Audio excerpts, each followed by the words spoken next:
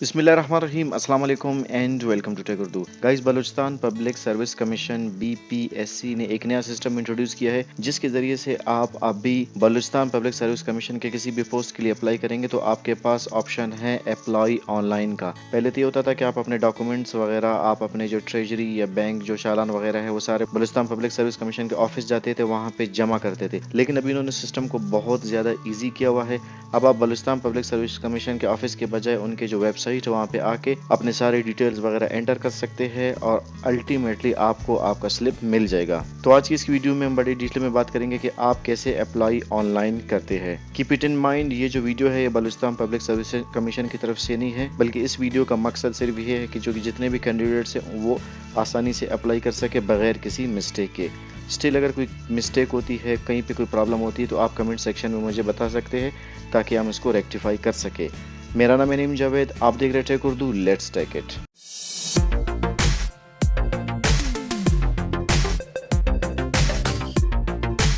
तो हम बिल्कुल बेसिक से स्टार्ट करते हैं। आप जब अपना गूगल ब्राउज़र ओपन करेंगे तो यहाँ पे आप लिखेंगे BPSC या पूरा बलूचिस्तान पब्लिक सर्विस कमीशन भी लिख सकते हैं। उसके बाद आप एंटर करेंगे, यहाँ पे आपको bpsc.gov.pk नजर आएगा, आप इस पर क्लिक करेंगे। अब ये जो वेबसाइट है BPSC का ऑफिशियल वेबसाइट है। यहाँ पे टॉप राइट साइड पे आपको एक ऑप्शन मिलेगा अप्लाई ऑनलाइन का, आप यहाँ पे क्लिक करेंगे। अब यहाँ पे अप्लाई ऑनलाइन करने के दो स्टेप्स होते हैं। पहला स्टेप है रजिस्ट्रेशन का, उसके बाद है आप जो पोस्ट है उसके लिए अप्लाई करेंगे। अब यहाँ पे कुछ इंपॉर्टेंट इंस्ट्रक्शंस है, आप इनको ज़रूर देख ले, ये बहुत इंपॉर्टेंट है। मैं इस वीडियो में मोर और लेस इन तमाम चीज़ों को कवर करने जा रहा हूँ। तो यहाँ पे सिंपल ये है, यहाँ पे आप देख सकते हैं guidelines for online application submission. आप इसको जब क्लिक करेंगे, बल्कि मैं आपको दिखा भी देता हूँ, तो ये आपको इंस्ट्रक्शंस जो मैं आपको यहाँ पे बता रहा हूँ ये आपको इंस्ट्रक्शन सारे दे देगा कि आपने कैसे करना है, किस तरह करना है, विद पिक्चर वो सारे आपको बड़े डिटेल में बताएगा। लेकिन ये है कि इस वीडियो में मैं इन सारी चीज़ों को कवर करूँगा, इंशाल्लाह आपको कोई प्रॉब्लम नहीं होगी। सो यहाँ पे आप आएंगे तो पहले मैं रजिस्ट्रेशन के प्रोसेस से स्टार्ट करता हूँ। रजिस्ट्रेशन के लिए आप यहाँ पे देख सकते हैं लिखा हुआ है रजिस्ट्रेशन या साइन अप, आप यहाँ पे क्लिक करेंगे। जैसे आप फेसबुक के अपना अकाउंट बनाते हैं या किसी और सोशल नेटवर्किंग साइट पे अपना अकाउंट बनाते हैं, बिल्कुल यहाँ पे इसी तरह आपने सारे डिटेल्स अपने देने हैं। ये आप ध्यान में रखें कि आपकी जो इन्फॉर्मेशन है वो एक्यूरेट होनी चाहिए, इसमें कोई किस्म की मिस्टेक नहीं होनी चाहिए और गलत इन्फॉर्मेशन आपने बिल्कुल नहीं देनी, अदरवाइज़ आपके लिए बड़ा मसला बनेगा। अब यहाँ पे अपना नाम देना है, फादर नेम देना है, CNIC, email, mobile number, password, confirm, ये जो आपने नंबर है यहाँ पे लिखना है। तो मैं यहाँ पे इनको जल्दी से फिल कर देता हूँ। ये सारी इन्फॉर्मेशन देने के बाद आप यहाँ पे सबमिट करेंगे। अब ये कहता है कि candidate log in, you have successfully completed your registration on BPSC site, your account credentials are, CNIC number ये है, ईमेल ये है, पासवर्ड मेरा ये है। ठीक है। अब नेक्स्ट टाइम अभी मैं लॉगिन करूँगा तो लॉगिन करने के लिए मुझे क्या इन्फॉर्मेशन देनी है, एक तो मुझे अपना CNIC नंबर देना है, उसके बाद मुझे अपना ईमेल ID देना है, उसके बाद फिर मुझे साइन इन करना है। आपने अपनी ID बना ली। अब यहाँ से आप नेक्स्ट टाइम जब भी लॉगिन करेंगे तो आप अपना CNIC नंबर देंगे। CNIC आपने डायरेक्ट नहीं लिखना, बल्कि इनके बीच में देख रहे हैं आप छोटा सा डैश है जिसको हाइफिन बोलते हैं, ये आपने देना है। जैसे यहाँ पे इन्होंने सैंपल दिया हुआ है, ID और पासवर्ड आपने डाला हुआ है, आप यहाँ से साइन इन करेंगे। अब स्टेप नंबर 2 आ गया कि आप कोई न्यू कैंडिडेट है या कोई ओल्ड कैंडिडेट है, जो भी है, तो आपने अगर किसी फॉर्म के लिए पहली दफ़ा फिल कर रहे हैं तो आप यहाँ से न्यू कैंडिडेट है। यहाँ पे सबसे इम्पॉर्टेंट जो चीज़ आती है पिक्चर की, जिसमें अक्सर कैंडिडेट्स को प्रॉब्लम होती है। मुझसे काफ़ी लोगों ने पूछा था, दैट्स वाई मैं ये वीडियो बना रहा हूँ। हालांकि काफ़ी एप्लीकेशन जो सबमिशन के प्रोसेस को काफ़ी टाइम गुजर चुका है, अभी शायद 3-4 दिन है, खासकर एजुकेशन के पोस्ट की, बट मैं ये इसलिए बना रहा हूँ कि काफ़ी लोगों ने मुझे पूछा था, खासकर इनको यहाँ पे प्रॉब्लम आ रही थी। अब वो ये होता है कि ये जो पिक्चर होता है इसका साइज़ होता है, वो कहते हैं 100 KB से ज़्यादा नहीं होना चाहिए। अब हम जब पिक्चर लेते, मोबाइल से लेते, DSLR वगैरह से लेते, वो तो ज़्यादा साइज़ का होते हैं, तो वो ये प्रॉब्लम होती है कि इसके साइज़ को कैसे छोटा करें। तो तभी आपको मैं बताऊंगा कि बिल्कुल इजी तरीका जिससे आप अपने पिक्चर के साइज़ को 100 KB से कम रख सकते हैं। अभी मैं आपको प्रैक्टिकली करके बता देता हूँ। अब ये पिक्चर है, इसका जब मैं साइज़ देखता हूँ प्रॉपर्टीज़ में जाके, तो इसका साइज़ है 227 KB, जबकि मुझे चाहिए पिक्चर 100 KB से कम का। तो मैं क्या करता हूँ, तरीका आपको मैं बता दूँ सिंपल। आप यहाँ से माइक्रोसॉफ्ट पेंट को ओपन करेंगे। पेंट जैसे नॉर्मल आप जो भी विंडोज़ यूज़ करें आपको पेंट मिलेगा, या आप यहाँ से पेस्ट को क्लिक करके भी जा सकते हैं, पेस्ट फ्रॉम करके जहाँ पे आपकी पिक्चर है। तो ये मेरे पिक्चर्स में है, पिक्चर्स में फिर ये यहाँ पे है, तो ये मैं पिक्चर यहाँ से सिलेक्ट करता हूँ। अब ये इसका साइज़ मुझे कम करना है, तो कम करने के लिए सिंपल तरीका ये है कि आप अब यहाँ पे टॉप पे देखेंगे होम के ऑप्शन में आपको एक ऑप्शन नज़र आ रहा है रीसाइज़ का, आप रीसाइज़ को क्लिक करेंगे। रीसाइज में आपके पास दो ऑप्शन है, एक परसेंटेज का है, दूसरा पिक्सल्स का है। आप पिक्सल्स को क्लिक करेंगे। अब ये 1600 पिक्सल्स है, ठीक है, 1600 पिक्सल्स है। आप इसके पिक्सल्स को कम करेंगे। फॉर एग्जांपल मैं इसको करता हूँ 1000 पिक्सल्स। यहाँ से मैं एंटर करता हूँ, पिक्चर थोड़ा सा आप देख रहे हैं छोटा हो गया। मैं यहाँ से करता हूँ इसको सेव एज करता हूँ, इसको मैं सेव एज करके इसको मैं करता हूँ डेस्कटॉप पे सेव। इसका जो वाइट पोर्शन है ये आपने ख़त्म करना है और सिर्फ पिक्चर को छोड़ना है। आई एम श्योर आपको पता है कि पेंट को कैसे यूज़ करते हैं। ये मैं इसको यहाँ पे ले आया, अभी कंट्रोल एस करता हूँ। तो अभी मैं जब इस पिक्चर को देखता हूँ यहाँ पे, तो ये पिक्चर आगे मैं इसके साइज़ को चेक करता हूँ। साइज़ है इसका प्रॉपर्टीज़ में जाके, ये है जनाब 1.16 MB, बढ़ गया साइज़, ठीक है। अब तरीका आपने बिल्कुल वही स्टेप्स दोहराने हैं। पेंट में जाएंगे, पेंट में रीसाइज में आप पिक्सल में जाएंगे। पहले 1000 किया था, आप इसको 500 करेंगे, ठीक है, बल्कि 500 भी नहीं करेंगे, 200 करेंगे। 200 करने के बाद इसको यहाँ से आपने सेव किया। आप जाएंगे पिक्चर की तरफ, पिक्चर के साइज़ को दोबारा से चेक करेंगे। प्रॉपर्टीज़ में जब वैसे माउस भी आप इसके ऊपर रख के आपको पता चल जाएगा। तो ये बन गया।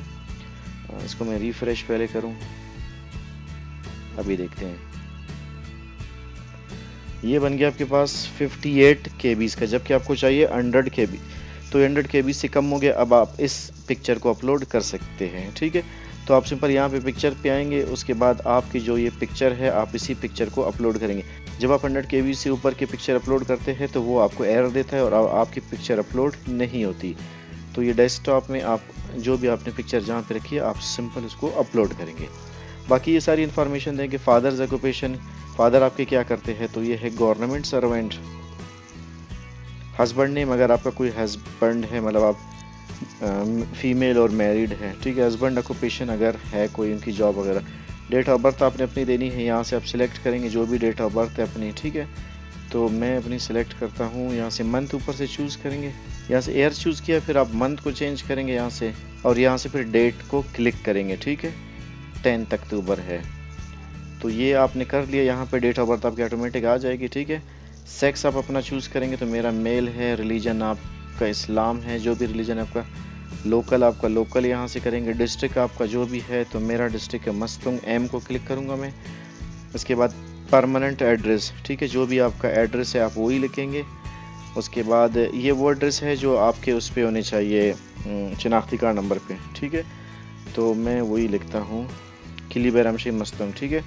पोस्टल एड्रेस आपने लिखना है, यानी कि पुलिस स्टेशन। उसका तरीका ये है, आप गूगल में जाएंगे, गूगल में आपका जो भी एरिया है, ठीक है, आप वही लिखेंगे। अभी मैं लिखूँगा कि पोस्टल कोड ऑफ मस्तुंग, तो आपको ये आराम से मिल जाएगा यहाँ पे, ठीक है।